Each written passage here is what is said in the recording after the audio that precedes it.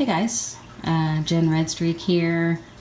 I get a lot of questions about what my desk setup or my studio setup is for when I do my watercolor paintings. So I thought I would just do a quick run through as far as materials that I use and how I kind of organize my desk before I start my painting process.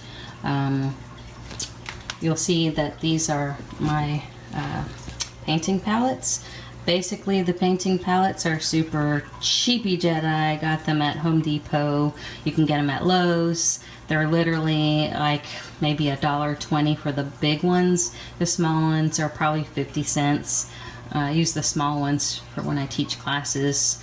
And I tend to use several different ones, and I keep them in a plate rack organized that way. So when I use, or when I have to paint ball jars, I can use my ball jar palette, which is this one right here. You can see that it has lots and lots of different colors, yummy pigments. I use the Daniel Smith watercolor paints exclusively. I just really like the application and the look and the color of the pigments, either on aquaboard or my Canson watercolor paper. It really makes my paintings shine. This particular palette I use for florals, and I used it for Cooper here. And then I also use the same palette for this cow.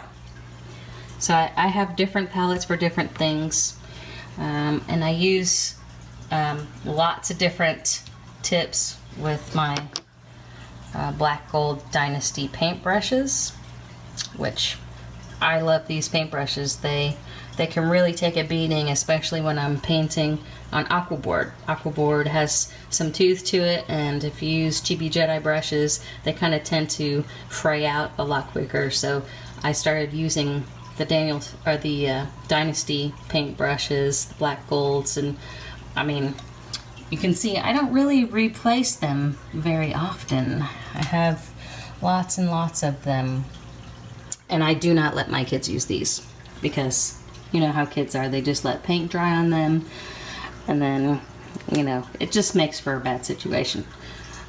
So this is how I set it up. I've got my 2 tanks of water, one for washing my brushes out and one for dipping clean water to mix my colors on here.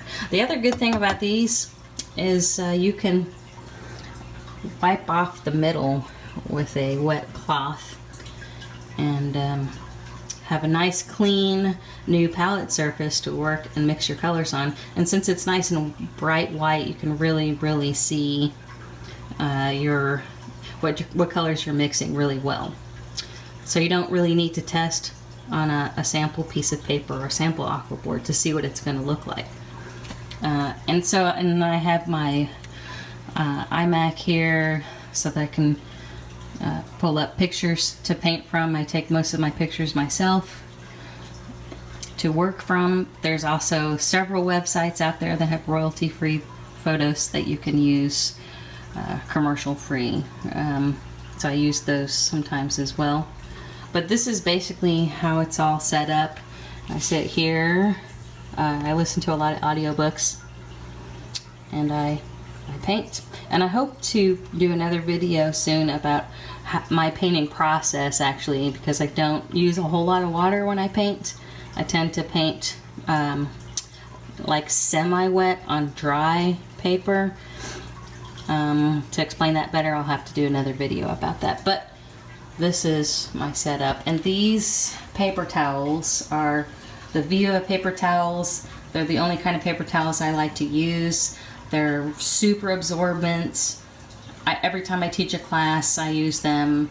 You can use them over and over because they dry out like a rag, and you can turn them inside out.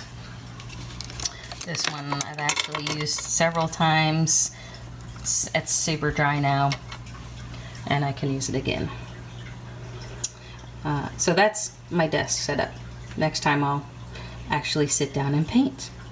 Have a great day, guys. Happy painting.